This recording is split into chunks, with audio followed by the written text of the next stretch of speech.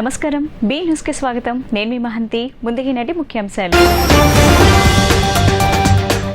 అగ్రవర్ణ పేదలకు ఆర్థికాభ్యున్నతి కలిగించాలన్న సీఎం జగన్ ఆలోచనల ప్రతిరూపమే ఈబీసీ నేస్తం పథకమన్న జిల్లా కలెక్టర్ ఎస్ ఢిల్లీరావు. ఎన్టీఆర్ జిల్లాలో మూడో విడతలో మొత్తం 18,861 మంది అగ్రవర్ణ పేద మహిళలకు 28.29 కోట్ల లబ్ధి చేకూరిందని కలెక్టర్ వెల్లడి. ఇది మహిళల స్వయం ఉపాధికి దోహదపడుతుందని వ్యాఖ్య. పశ్చిమ నియోజకవర్గంలో ప్రజల సమస్యలను పరిష్కరించి వారికి అండగా ఉంటానని టీడీపీ సీనియర్ నేత కేశినేని శివనాథ్ వెల్లడి. పశ్చిమ నియోజకవర్గంలో కుట్టు మిషన్లు, తోపుడు బండ్లు, ఇస్త్రీ పెట్టెలను పంపిణీ చేసిన కేశినేని శివనాథ్ తాను ప్రజల మనిషినని, ప్రజల కోసం ఎటువంటి సేవా కార్యక్రమాలైనా చేస్తానని వెల్లడి. గవర్నర్పేటలోని సివిఆర్ మున్సిపల్ స్కూల్లో అదనపు తరగతి గదులను ప్రారంభించిన ఎమ్మెల్యేలు వెల్లంపల్లి, విష్ణులు. ఈ రాష్ట్ర ప్రభుత్వం ప్రతిష్టాత్మకంగా చేపట్టిన నాడు నేడు కార్యక్రమంతో ప్రభుత్వం విద్యాలయాలు రూపురేఖలు పూర్తిగా మారిపోయాయని వెల్లడి. గ్రూప్ 1 పరీక్షల్లో అనుసరించిన విధానాలను వ్యతిరేకిస్తూ తెలుగు యువత నేతలు ఏపీపీఎస్సీ కార్యాలయం వద్ద ఆందోళనకు దిగిన వైనం. ఆందోళన చేయడానికి వస్తున్న తెలుగు యువత నేతలను అదుపులోకి తీసుకున్న పోలీసులు. ప్రభుత్వానికి వ్యతిరేకంగా నినాదాలు చేసిన తెలుగు యువత నేతలు. అగ్రవర్ణ పేదలకు ఆర్థికాభ్యున్నతి కలిగించాలన్న సీఎం జగన్మోహన్ రెడ్డి ఆలోచనల ప్రతిరూపమే ఈబీసీ నేస్తం పథకమని ఎన్టీఆర్ జిల్లా కలెక్టర్ ఎస్ ఢిల్లీరావు చెప్పారు. ఈ పథకం కింద ఎన్టీఆర్ జిల్లాలో మూడో విడతలో మొత్తం 18,861 మంది అగ్రవర్ణ పేద మహిళలకు 28.29 కోట్ల లబ్ధి చేకూరిందని ఆయన తెలిపారు. ఇది మహిళల స్వయం ఉపాధికి దోహదపడుతుందని కలెక్టర్ ఢిల్లీరావు అన్నారు. సీఎం గురువారం నంద్యాల జిల్లా బనగానపల్లి నుంచి వైఎస్ఆర్ ఈబీసీ నేస్తం పథకం ద్వారా ఆర్థిక సాయాన్ని మహిళల బ్యాంకు ఖాతాలకు నేరుగా జమ చేసే కార్యక్రమాన్ని నిర్వహించారు. నగరంలోని కలెక్టర్లో వీడియో కాన్ఫరెన్స్ హాల్ నుంచి కలెక్టర్ ఢిల్లీరావు, వివిధ కార్పొరేషన్ చైర్మన్లు, ప్రజాప్రతినిధులు ప్రత్యక్ష ప్రసారంలో వీక్షించారు. కలెక్టర్ ఢిల్లీరావు ఆర్థిక సహాయం చెక్కును లబ్ధిదారులకు అందజేశారు. ఈ సందర్భంగా కలెక్టర్ మాట్లాడుతూ గతంలో ఎస్సీ, ఎస్టీ, బీసీ, మైనార్టీ వర్గాలకు మాత్రమే ప్రభుత్వం నుంచి ఆర్థిక సాయం అందేదన్నారు. నిరుపేదలు ఆర్థికంగా బలోపేతమైతే సమాజం అభివృద్ధి చెందుతుందని సీఎం వైఎస్ జగన్మోహన్ రెడ్డి భావించి అగ్రవర్ణాల్లోని నిరుపేదలకు వైఎస్ఆర్ ఈబీసీ నేస్తం పథకాన్ని అమలు చేస్తున్నామన్నారు. రెడ్డి, కమ్మ, ఆర్యవైశ్య, బ్రాహ్మణ, క్షత్రియ, వెలమ వంటి ఓసీ సామాజిక వర్గాలకు చెందిన నిరుపేదలకు ఏటా 15,000 రూపాయల చొప్పున 3 సంవత్సరాల పాటు ఆర్థిక సాయం అందించారన్నారు.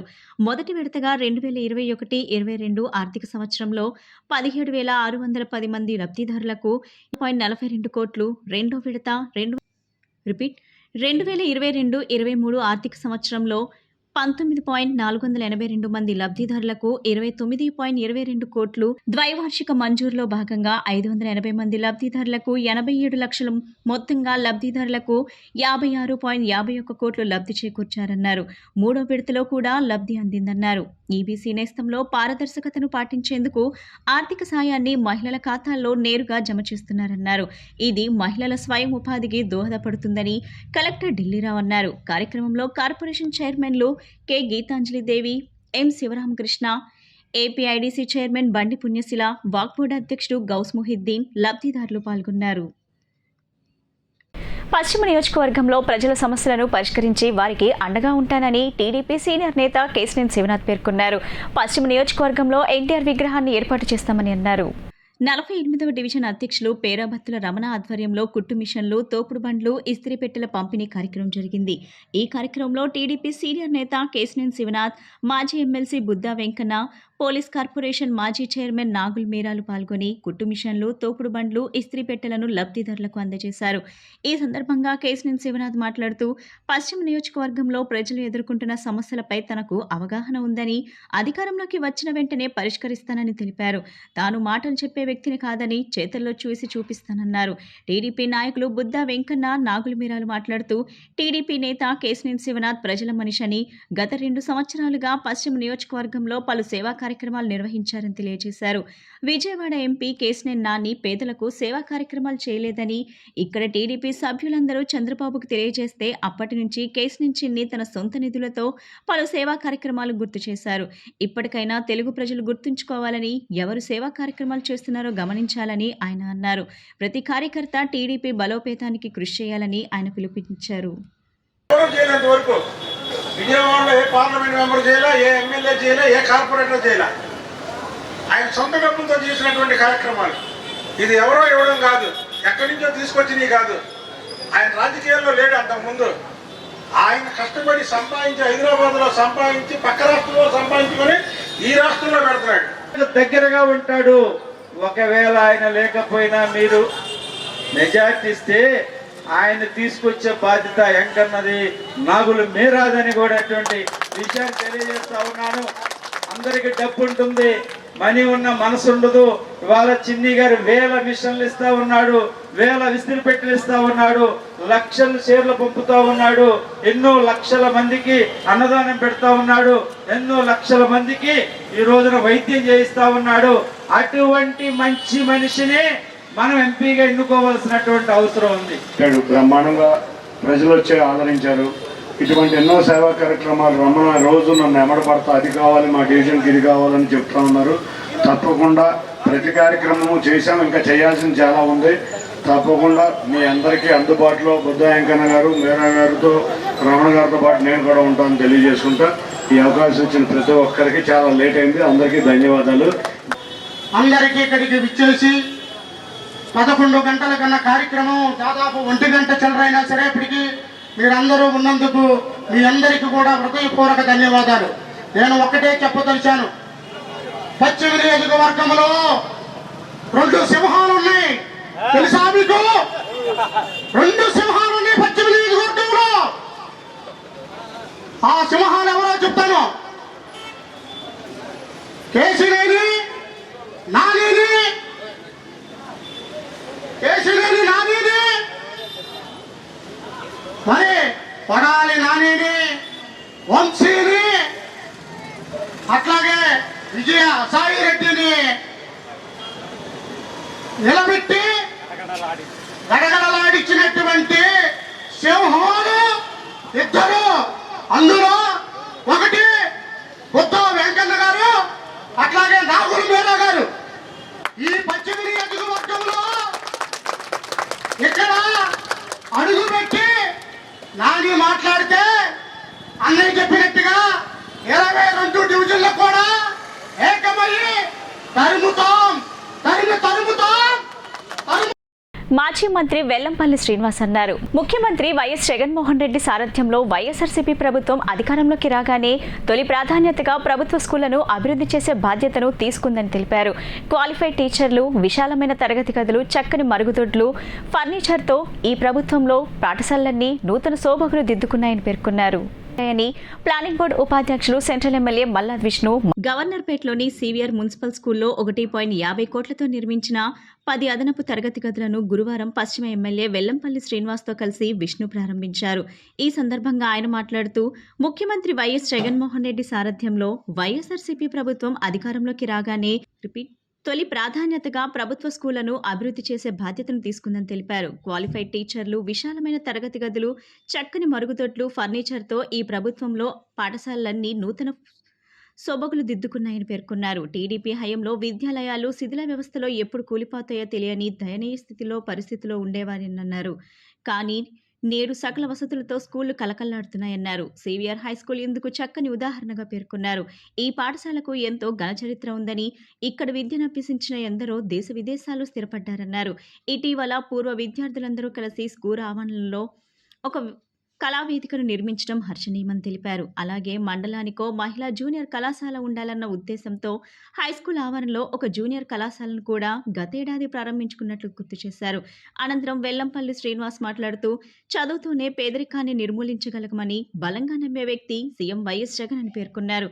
ఈ కార్యక్రమంలో EE Srinivas, DE Gurunatham, AE Venkatesh, high school principal CHV Subrahmanyam, నాయకులు ఆత్మకూరు సుబ్బారావు, ఒగ్గు విక్కీ, చల్లా సుధాకర్, వెన్నం రత్నారావు, సచివాలయ సిబ్బంది, పార్టీ శ్రేణులు తదితరులు పాల్గొన్నారు.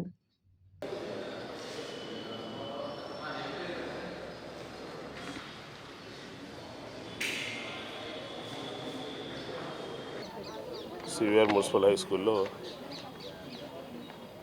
15th ఫైనాన్స్ నుంచి 14th ఫైనాన్స్ నుంచి మనం ఒక 10 క్లాస్ రూముల్ని 1,50,00,000 రూపాయలతో నిర్మించుకోవడం జరిగింది. ఎందుకంటే ఈ స్కూలు విజయవాడ నగరంలో చాలా పురాతనమైనటువంటిది. చాలామంది విద్యార్థులందరూ కూడా ఇక్కడే చదువుకుని దేశ విదేశాల్లో స్థిరపడినటువంటి వాళ్ళు, పెద్ద పెద్ద వాళ్ళందరూ కూడా ఈ స్కూల్లో చదువుకున్నారు. ఈ స్కూల్లో 180 మంది పిల్లల స్ట్రెంగ్త్ ఉంది. ఈ 180 మంది పిల్లలు కాకుండా మండలానికి ఒక జూనియర్ కాలేజీ మహిళలకు అని చెప్పనే ఉద్దేశంతో దాన్ని కూడా పోయిన సంవత్సరం మనం ప్రారంభించుకున్నాం. 26 మంది జూనియర్ కాలేజీకి సంబంధించినటువంటి పిల్లలు ఉన్నారు. వాళ్ళు ఎంపీసీ కానీ బైపీసీకి సంబంధించినటువంటి ఇది చెందిన school CVR municipal high school.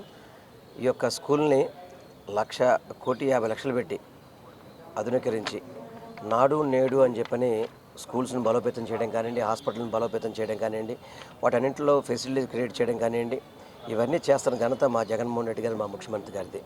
ఎందుకంటే గతంలో ఇంత ప్రసిద్ధి చెందిన స్కూల్కి ఏ రోజు కూడా గత ప్రభుత్వాలు ఎప్పుడు కూడా రూపాయి నిధులు ఇచ్చిన పరిస్థితి లేదు.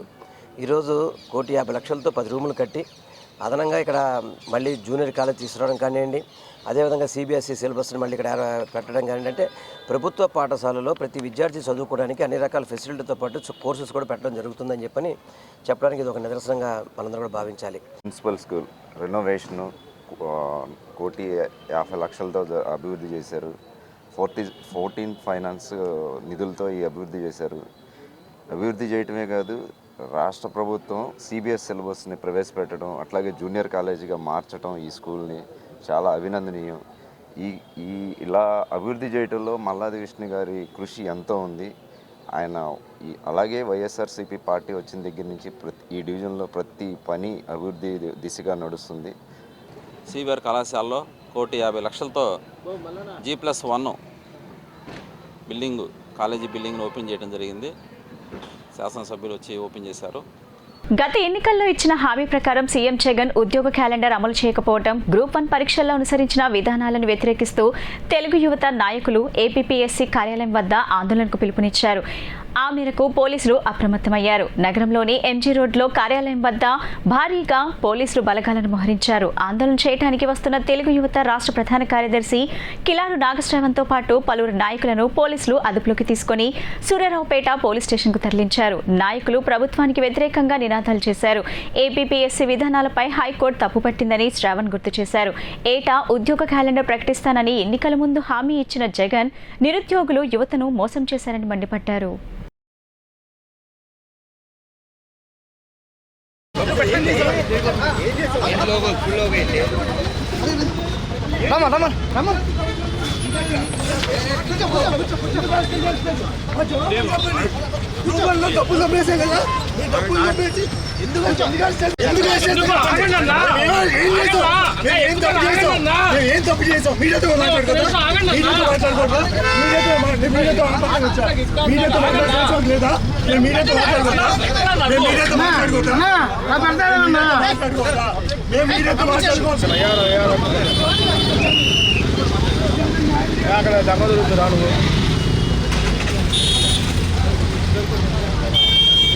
We want justice.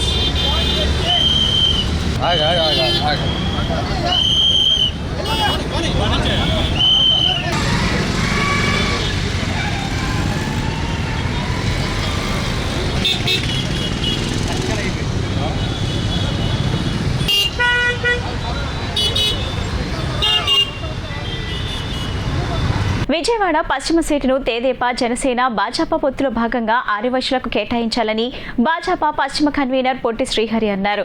బస్టాండ్ సమీపంలో పాతబస్తీకి చెందిన భాజపా నాయకులు నిర్వహించిన విలేకరుల సమావేశంలో పొట్టి శ్రీహరి మాట్లాడుతూ పశ్చిమంలో ఆర్యవైశ్యులు, జైనులు, బ్రాహ్మణులు కలిపి పెద్ద సంఖ్యలో ఉన్నారన్నారు. తెదేపా, జనసేన, భాజపా పొత్తులో భాగంగా ఆర్యవైశ్యులకు టికెట్ కేటాయిస్తే వైకాపా అభ్యర్థిని చిత్తుగా ఓడిస్తానన్నారు. కార్యక్రమంలో భాజపా నాయకులు పీయూష్ దేశాయ్, యువ మోర్చా నాయకులు హరీష్, ప్రజాపోరు కన్వీనర్ శివకుమార్ పాల్గొన్నారు. లాస్ట్ టైం నేను పశ్చిమ నియోజకవర్గంలో పోటీ చేశాను 2019లో. అప్పుడు బీజేపీతో ఓన్లీ సింగిల్ పార్టీగా పోటీ చేస్తే స్టేట్ మొత్తంలో 3వ స్థానం వచ్చింది ఓటింగ్లో. ఆ 3వ స్థానంలో కాక ఒక డివిజన్లోనే ఫస్ట్ నిలబడ్డాం మేము. 3వ స్థానంలో వైసీపీ వచ్చింది, 2వ స్థానంలో టీడీపీ వచ్చింది. అందుకని మేమందరూ కోరుకునేది ఏంటంటే వ్యాపారస్తులు కానీ, బిజినెస్ మ్యాన్ కానీ, వైశ్యాస్ కానీ, జైన్స్ కానీ, మార్వాడీస్ కానీ కోరుకునేది ఏంటంటే వ్యాపారంలో చేసే వాళ్ళందరికీ మేము బాగా మంచిగా చూసుకుంటాం. ఏదైతే డెవలప్మెంట్ ఉందో ఆ విషయంలో మా పార్టీ ముందుందని మీ అందరికీ తెలుసు. ఇంకోటి, కరోనా టైంలో ఏదైతే మేము సేవా కార్యక్రమం చేసామో మీ అందరికీ గుర్తుంది. కనీసం మేమే వ్యాక్సిన్ కార్యక్రమం కనీసం 10,000 మందికి మేము వ్యాక్సిన్ ఇప్పించాం దగ్గరుండి. అది కూడా ఏమి ఇబ్బంది లేకుండా వ్యాక్సిన్ కూడా చేసాం. సేవా కార్యక్రమంలో ముందుంటాం. అన్నిట్లో మేము ముద్రా బ్యాంక్ లోన్ కూడా నేను కూడా స్వయంగా ముద్రా బ్యాంక్ కనీసం ఈ నియోజకవర్గంలో నేను 15,000 మందికి ఇప్పించుంటాను. ముద్రావరంలో అండ్ క్యాస్ట్ అండ్ క్రూ లేకుండా నేను అందరికీ సమానంగా చూశాను. ముందుగా నా పేరు రవ్వ హరీష్. నేను భారతీయ జనతా యువ మోర్చా స్టేట్ కోశాధికారిని. సో ఈరోజు ఈ ప్రెస్ మీట్ పెట్టడం చాలా ఆనందదాయకం. ఎందుకంటే బీజేపీ, జనసేన మరియు టీడీపీ వల్ల ఏదైతే కూటమి ఆంధ్రప్రదేశ్లో ఏర్పడిందో అది చాలా మంచి రోజులు రాబోతున్నాయి మనందరికీ.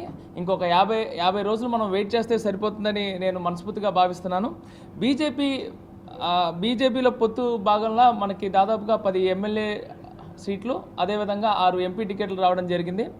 దీంట్లో పొత్తు వల్ల దాదాపుగా ప్రపంచంలోనే అతిపెద్ద పార్టీ అయినటువంటి భారతీయ జనతా పార్టీ సుమారుగా 52 ఎమ్మెల్యే టికెట్లు ప్రభావితం చూపిస్తుందని నేను మనస్ఫూర్తిగా కోరుకుంటున్నాను. అందరికీ నమస్కారం.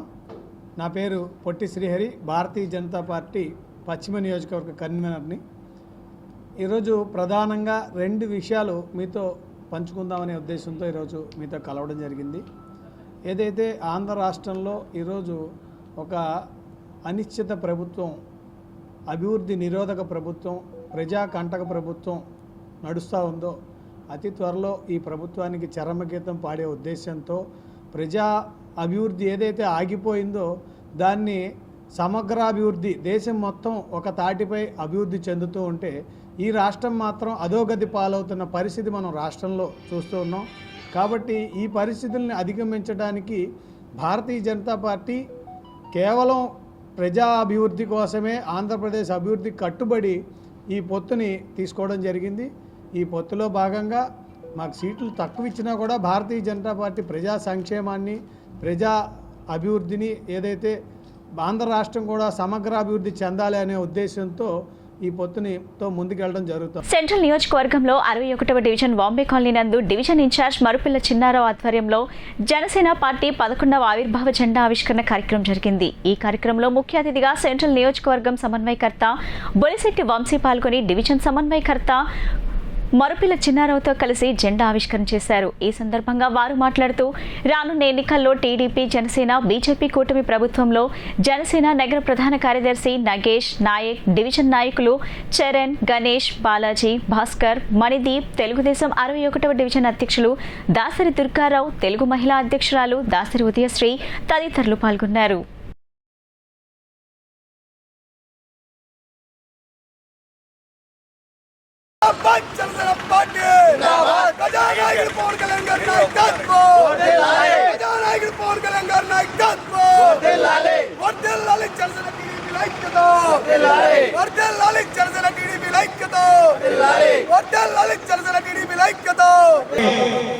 ఈ ప్రభుత్వాన్ని ఏర్పాటు చేసినట్టు వైసీపీ వైఎస్ జగన్ గారు నేటికి దాదాపు 5 సంవత్సరాలు. మరి ఈ రాష్ట్రం అభివృద్ధి లేదు. అట్లాగే జనసేన పార్టీ ఉడుకు రక్తం, కొత్త ఉడికిపోయే ఉడుకు రక్తంతో ఉన్నటువంటి యువకులకు, జనసేన పార్టీ నాయకులకు, కార్యకర్తలకు, ఇక్కడికి ఇచ్చేసినటువంటి డివిజన్ అధ్యక్షులు దాసరి దుర్గారావు పెప్సీ గారికి, సెక్రటరీ గారు అమ్మారావు గారికి, ఇతర తెలుగుదేశం పార్టీ నాయకులకు, కార్యకర్తలకు హృదయపూర్వక ధన్యవాదాలు. ఈరోజు జనసేన పార్టీ 11వ సంవత్సర ఆవిర్భావ దినోత్సవం సందర్భంగా ఈ రోజున 67వ డివిజన్ అధ్యక్షులు చిన్నారావు గారు, అలాగే ఉపాధ్యక్షులు మా గణేష్ గారు, చరణ్ గారు, బాలాజీ గారు, ఇలాగా వారి యొక్క డివిజన్ సభ్యులందరూ కూడా ఈ రోజున ఇక్కడ జెండా ఆవిష్కరణ కార్యక్రమం ఏర్పాటు చేశారు. మరి ఈ రోజున జనసేన పార్టీ పెట్టి 11 సంవత్సరాలు. ఈ 11 సంవత్సరాలు కూడా పవన్ కళ్యాణ్ గారు ప్రజల యొక్క భవిష్యత్తు కోసం మరి ఈ రోజున భవన కార్మికుల కోసమే కానివ్వండి, యువత కోసమే కానివ్వండి, అనేక సందర్భాల్లో రోడ్ల మీద కానీ ఈ రోజున ప్రభుత్వం చేస్తున్నటువంటి అవినీతిని, అసమర్థిని ప్రజల తరపున ప్రతినిత్యం పోరాటం చేస్తున్నటువంటి వ్యక్తి జనసేన అధినేత శ్రీ పవన్ కళ్యాణ్ గారు. వారి యొక్క ఇచ్చినటువంటి ఆదేశాలు ప్రతిదీ కూడా ఈ యొక్క నియోజకవర్గంలో సమన్వయకర్తగా, డివిజన్ ప్రెసిడెంట్లుగా అందరం కూడా అన్నీ కూడా ఈ కార్యక్రమాలు చేస్తూ ఈ 11 సంవత్సరాలు కూడా ఈ యొక్క నియోజకవర్గంలో పార్టీ ప్రతిష్ట పెంచడానికి మా వంతు కూడా కృషి చేశామని కూడా ఈ సందర్భంగా తెలియజేస్తా. రాబోయే రోజుల్లో ఒక నియంత్రణని ఈ యొక్క ప్రభుత్వం ఈ యొక్క రాష్ట్రం నుంచి ప్రజలు పడుతున్న బాధలను విముక్తి కలగడం కోసం ఈ రోజున పవన్ కళ్యాణ్ గారు తెలుగుదేశం పార్టీ అలాగే బీజేపీ పార్టీతో కలిసి వెళ్ళడం జరుగుతుంది. ప్రజలు కూడా గమనించి రాబోయే రోజుల్లో 3 పార్టీలకి మద్దతు తెలియజేసి ఎక్కడైతే జనసేన, తెలుగుదేశం, బీజేపీ పార్టీలు ఉమ్మడి అభ్యర్థులు పోటీ చేస్తారో వాళ్ళకి ఓట్లేసి అఖండ మెజార్టీతో గెలిపించాల్సిందిగా ఈ సందర్భంగా కోరుకుంటున్నాను. ఈ రోజున జనసేన పార్టీ 11వ ఆవిర్భావ విగ్రహ జెండా ఆవిష్కరణ కార్యక్రమానికి ఇచ్చేసినటువంటి మా సెంట్రల్ నియోజకవర్గ సమన్వయకర్త బొలిశెట్టి వంశీ గారికి, అదే తెలుగుదేశం పార్టీ డివిజన్ అధ్యక్షులు దాసరి దుర్గారావు గారికి, తెలుగు మహిళా అధ్యక్షురాలు దాసరి ఉదయశ్రీ గారికి, ముందుగా ఈ రాష్ట్ర ప్రజలందరికీ కూడా జనసేన పార్టీ 11వ ఆవిర్భావ దినోత్సవ శుభాకాంక్షలు తెలియజేసుకుంటా.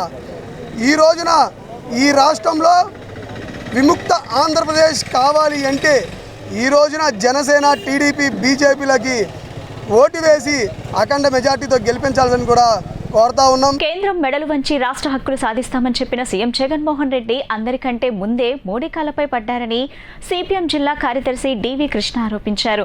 రాష్ట్రానికి కేంద్రం ఇవ్వాల్సిన ప్రత్యేక హోదా, విభజన హామీల సాధన, రాజధానికి నిధులు వంటి అంశాలను తెదేపా, జనసేనలు నరేంద్ర మోడీ వద్ద ప్రస్తావించడం లేదని విమర్శించారు. వీటితో పాటు వైకాపా రాష్ట్ర ప్రజలను నిలువుగా మోసం చేశాయని ఆరోపించారు. రాష్ట్రానికి కేంద్రం ఇవ్వాల్సిన ప్రత్యేక హోదా, విభజన హామీల సాధన, రాజధానికి నిధులు వంటి అంశాలను తెదేపా, జనసేనలు నరేంద్ర మోడీ వద్ద ప్రస్తావించడం లేదని విమర్శించారు. వీటితో పాటు వైకాపా రాష్ట్ర ప్రజలను నిలువునా మోసం చేశాయని ఆరోపించారు.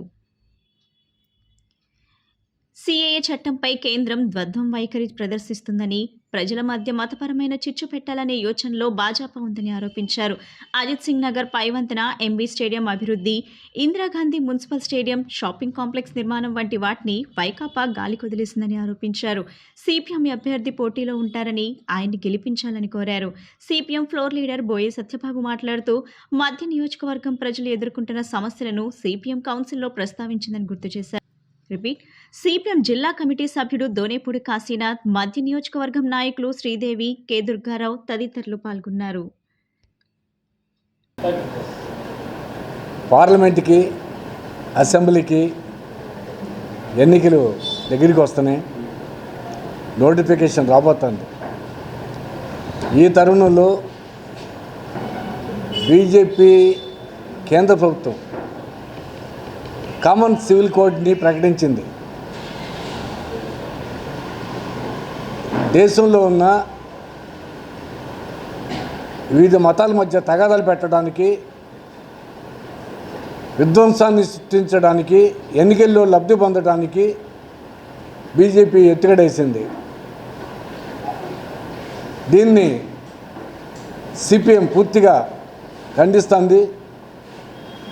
దానికి వ్యతిరేకంగా దాన్ని ఉపసంహరించే వరకు సిపిఎం పోరాడుతుంది. కేరళ ముఖ్యమంత్రి ఇప్పటికే సిఏఏని కేరళలో అమలు చేయం అని స్పష్టంగా ప్రకటించారు. ఇదే పద్ధతిలో జగన్మోహన్ రెడ్డి గారు కూడా తమ వైఖరి చెప్పాలని చెప్పని సిపిఎం డిమాండ్ చేస్తుంది. అదేవిధంగా రాష్ట్రంలో ఉన్న తెలుగుదేశం, జనసేన పార్టీలు దీని మీద ఇంతవరకు వైఖరి చెప్పలేదు. ఈ చెప్పకపోవటం మోడీకి లొంగుబాట, బీజేపీకి లొంగుబాట, మత ఘర్షణలకి మీరు కూడా తోడవుతారా? ఈ సిఏఏ దాంట్లో మీ వైఖరి చెప్పండి అని ఈ 3 పార్టీలకి సిపిఎం అడుగుతోంది. కేంద్రంలో మోడీ, రాష్ట్రంలో బాబు, పవన్, వీళ్ళ ముగ్గురు జోడీ ఇది మామూలు జోడీ కాదు. ఆంధ్రదేశాన్ని విచ్ఛిన్నం చేయడానికి, మత ప్రాతిపదికన విభజించడానికి, కుల మత ప్రాంతీయ తత్వాలు రెచ్చగొట్టడానికి, నిమ్న జాతులు, దళితులు, బలహీన వర్గాల మీద మరిన్ని దాడులు పెరిగి రాబోయేటువంటి కాలంలో వీళ్ళని లేకుండా చేసేటువంటి దానికి కూడా జరిగేటువంటి ప్రయత్నంలో కార్పొరేట్ల పరం చేసేటువంటి దానికి ఆంధ్ర రాష్ట్రాన్ని వాళ్ళకి కొదవబెట్టడానికి చేసేటువంటి ప్రయత్నంలో భాగం తప్ప ఇంకోటి కాదు ఇది. అందుకనే మోడీతో జత కట్టారు.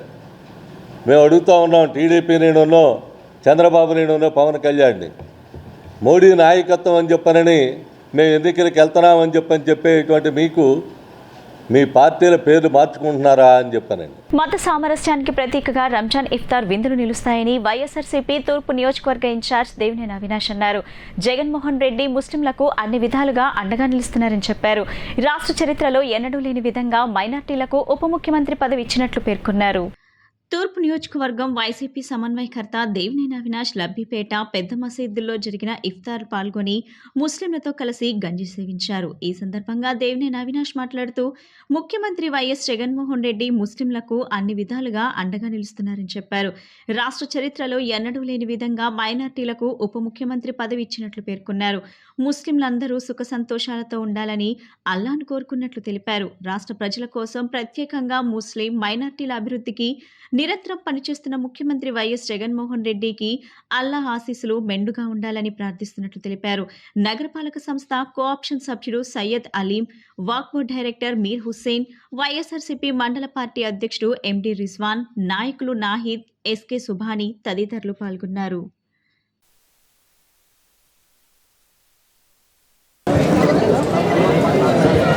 అబ్బాస్ గారు రేపు బాబు బర్త్డే, వాళ్ళ రంజాన్ సందర్భం మన దగ్గరికి వచ్చారు. అదే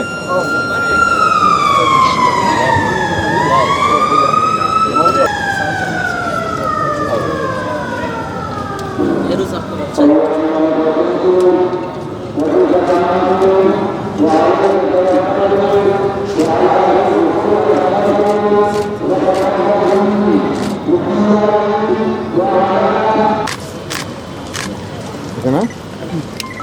1 బై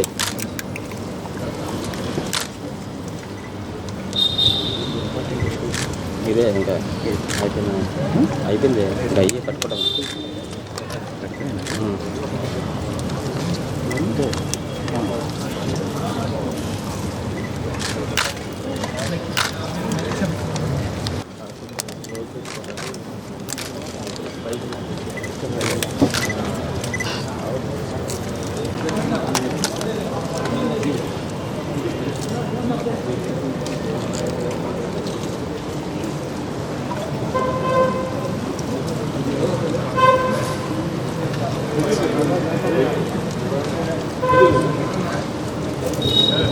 లబ్బిపేట ప్రాంతంలో మన విజయవాడ నగరంలోనే ఎక్కువ మంది ముస్లిం సోదరులు ప్రార్థన చేసుకునే మసీద్ లబ్బీబే మసీద్.